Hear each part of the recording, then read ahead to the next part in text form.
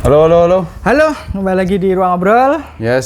Kali ini kita akan membahas salah satu komik andalan dari PGI ya. Baru ya? Enggak sih mas. The Summer Hikaruda itu. Ini udah lama, Po? Udah 3 bulan. Oh, 3 bulan. Kalau sananya 2022 ternyata. Oh ya, ini di Jepang tuh baru 6 volume. Katanya juga mau ada animenya. Sebenarnya aku tidak begitu, aku reluctant beli ini sebenarnya. Karena yang mempromosikannya itu kan dipromosikan sebagai BL kan. Nah, cuman aku pengen beli buat si istriku. Nah, terus pas dia baca, loh, kok horor komiknya? Komik horor nih, komik apa? Iya. Jadi aku memang tidak riset sebelum membeli. Oke. Nah, terus karena horor aku baca dan aku ngerasa horornya nangkep. Karena ini kan premisnya adalah ada orang udah mati, dia datang lagi. Badannya sama, terus dia ketemu sama temennya. Tapi setidaknya kita sampai sekarang ngiranya mati. Ngiranya mati. Ya. Nah, dan itu di beneran di halaman pertama langsung ketahuan. Kamu bukan ini kan? Makanya judulnya The Summer Hikaruda. Ya, karena memang pas musim panas ketika Hikaru meninggal. Iya. Dan apa namanya, Riz? Suara apa? Jangkriknya. Tonggeret. Iya, itu hampir di semua panel. Krik. Kalau malam rong gitu. Itu nggak notice sih mas. Ya gue pikir sound effect apa sih, tapi ternyata Iya. Tapi bagus. Masuk. Nah, seperti biasa, sebelum kita masuk ke dalamnya, produk PGI emang nomor 1. Ini ku sampul by the way. Iya, disampul. Hampir semuanya ada elemen warna. Hampir. Maksudnya di awal. Gitu. Dan ini karena premisnya horor dan aku ketika membaca merasakan horornya, terutama lore horornya ya, aku langsung loper ke Mas Bagas. Mas, baca Mas. Iya. Aku tahu Mas Bagas akan kurang cocok di beberapa hal, tapi horornya itu loh yang aku ngerasa emang harus Mas Bagas nih bahasnya. Iya. Pada akhirnya nanti setelah kita sampai baca di 4 volume itu, yang dijual sebenarnya bukan tentang horornya, tapi lore-nya itu sendiri. Karena penggambaran nuansa horornya. Ya, karena horor-horornya itu adalah bonus yang kemudian bisa dilihat sama karakter-karakternya, bukan ceritanya gitu. Nah, ceritanya sendiri sih misteri sih ya.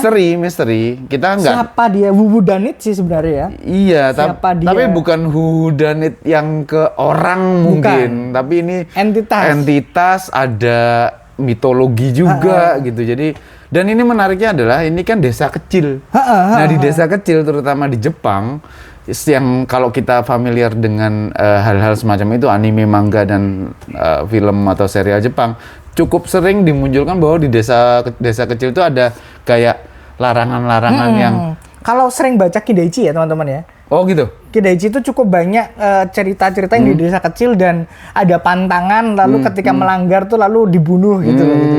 Kalau sering baca Kidaichi itu memang seperti itu. Oke. Menurutku secara ceritanya lore-nya premisnya terutama. Premisnya bagus. Premisnya makhluk yang kita masih belum tahu ini tuh siapa. Sama gitu ya. Iya, itu tuh bahkan dia dewa atau bukan atau penjaga atau apa. Tapi dia tuh Riz, tidak menutup diri untuk mencari tahu dia itu siapa. Dan temennya Yoshiki itu juga yang kayaknya harusnya sih karakter utamanya dia ya, Yoshiki ini. Ini dia di gitu. volume 2. Gitu. Jadi salah, volume 2. Ini volume berapa? Ini volume 1. Ya, ini. Jadi dia warnanya bagus banget. Iya betul. Ini Hikaru. Ini Hikaru. Nogo. Bukan. Jadi tapi gantengnya sama kayak Hikaru Nogo. Enggak, dia Hikaru Nogo enggak. Nah, jadi mereka berdua ini sama-sama enggak canggung untuk pada akhirnya untuk kamu siapa sih? Iya, aku tuh apa sih? Terus ini kamu kasih bagian dari diriku segala macam. Itu tuh aneh tapi gimana ya? Nah, ceritanya memang berjalan cukup lambat. Iya, cukup lambat. Terutama 2 volume awal ya. Aku baru engage banget soal misteri itu volume ketiga. Setelah ada pakar folklore. Benar, setelah ada pakar folklore itu orang dewasa, om-om yang kemudian menggerakkan ceritanya dengan lebih cepat. Karena dia punya amunisi pemikiran nih. Kalau yang mereka mah anak SMA yang nggak tahu apa-apa gitu. Kepentingannya kepentingan pribadi kan. Nah itu aku sukanya dia bisa ngangkat masalah personal, lalu dia angkat ke kisah yang lebih besar. Ancamannya ternyata adalah ancaman desa. Betul. Ancaman global. Global dalam tanda kutip desa ya. Padahal konfliknya konflik internal. Nah, kenapa desa? Karena di desa itu bertahun-tahun yang lalu terjadi sebuah tragedi. Itu aku baru pas ketika itu kebuka tuh, anjay, ternyata memang ini tuh memang kisah misteri dan jadi make sense kenapa laku di Indonesia. Iya, dan jadi make sense juga kenapa yang datang ke sana pakar folklore, bukan detektif polisi, bukan nekroman, bukan pembasmi setan. Gitu. Jadi karena yang ngerti emang pakar folklore dan Riz, sekitar enggak sampai 2 bulan yang lalu aku tuh menyelesaikan di Disney Plus ada judulnya Revenant. Itu serial Korea. 20 episode. Tahu. Itu juga tokoh utamanya dosen profesor folklore. Iya. Jadi emang asiknya di situ.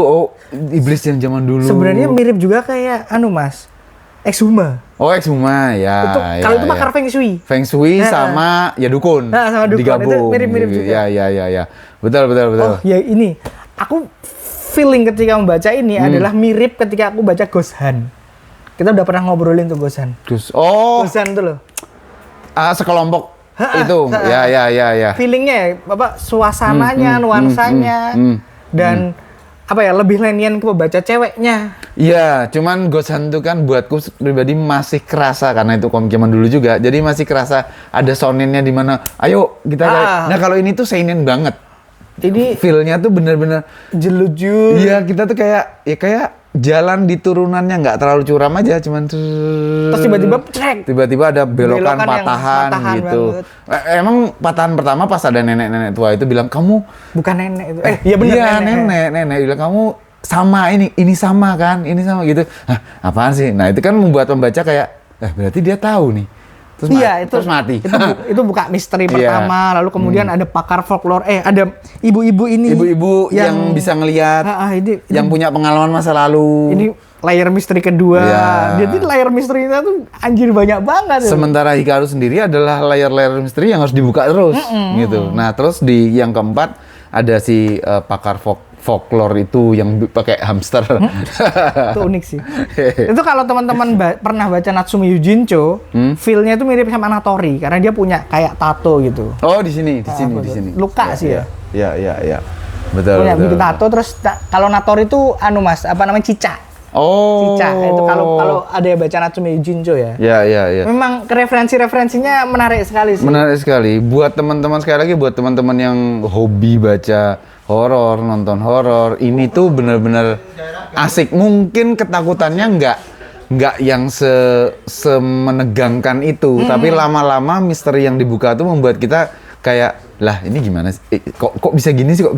Lama-lama makin dalam makin luas. Ya itu sih, cuman udah boleh ngomong kekurangannya belum nih? Bukan kekurangan sih, mungkin lebih ke cocok nggak cocokkan aja ya. Betul, buatku. Karena aku ternyata bisa lebih memaklumi.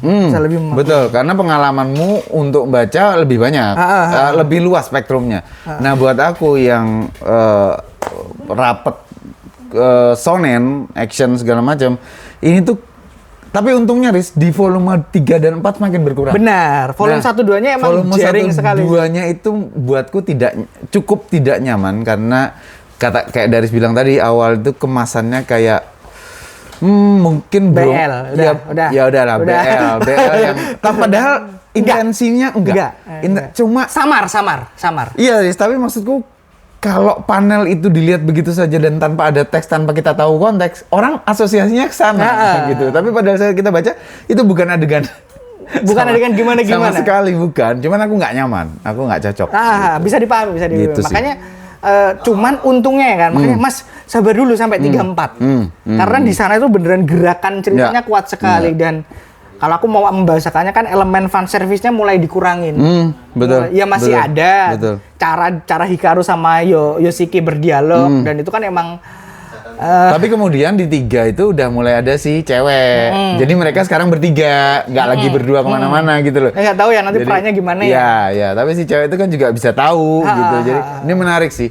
Nggak, di luar dugaan Mas Bagas ya ketika membaca volume berikutnya nggak terlalu ganggu. Cuma di 2 volume awal tuh yang memang ya adegannya tangan dimasukin ke badan itu kan implikasinya kemana-mana juga kan. Sebelum itu kan buka kancing dulu gitu. Ya ampun, itu ini implikasinya kemana-mana gitu. Iya. Oke sih. Dan wajar ketika yang suka banyak teman-teman cewek ya. Nah, aku tidak akan membahas soal implikasi ini ke spektrum tertentu. Kita nggak akan bahas itu. Yang jelas kemasan horornya itu beneran bukan cuman tempelan. Tapi sajian utamanya adalah horor. Bahwa fan service-nya itu tempelannya. Itu tempelannya, dan aku senang karena ini tentang budaya ya. Jadi asik lah. Ketika kita ngelihat ternyata desanya bersambung dengan desa lain itu kan oke kan. Oh, ada petanya kan? Ada petanya itu ini loh yang maksudnya kita udah lama nggak dapat komik kayak gini. Makanya ketika PGI bilang dia ini adalah komik bestsellernya, salah satu make sense bukan hanya karena audiens tertentu, tapi memang secara cerita ini cocok buat pembaca Indonesia. Iya. Pembaca Indonesia. Horor dan misterinya. Jepangnya belum tamat jelas ya? Belum, masih ongoing. Katanya sih mau dapat anime ya. Itu pasti nanti akan lebih meledak lagi sih ketika animenya tayang.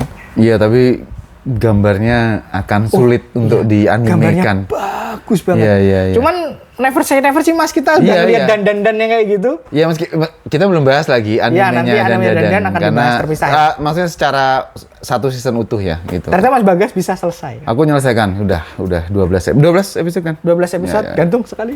Sangat. Nah, ini berarti Mas Bagas selama 5 masih bisa lanjut? Mungkin bisa. Karena fokusnya ternyata memang di kisah misterinya, bukan ke spektrum yang lain. Iya. Aku sebenarnya udah paham bahwa spektrumnya bukan yang itu, cuman nggak menyenangkan kan. Iya. Tapi akhirnya dikurangi bisa dipahami kalau oleh produsennya. Terutama cowok-cowok maskulin ya, kayak Mas Bagas tuh yang sukanya mukulin orang tuh. Aduh. Baca kayak gini, apa ini? Gitu. Tadinya mau apa sih? Ini bukan buat saya. Gitu. Dakwah dong. Enggak boleh. Oke, itu aja sih untuk The Summer Hikaru Died. Summer Hikaru Died yang ini oke banget. Ya. Buat penggemar misteri ini oke banget. Aku appreciate sama covernya, bagus banget. Covernya nggak ada yang gagal. Yes. Warna dari Phoenix Media nggak ada yang gagal. Yes.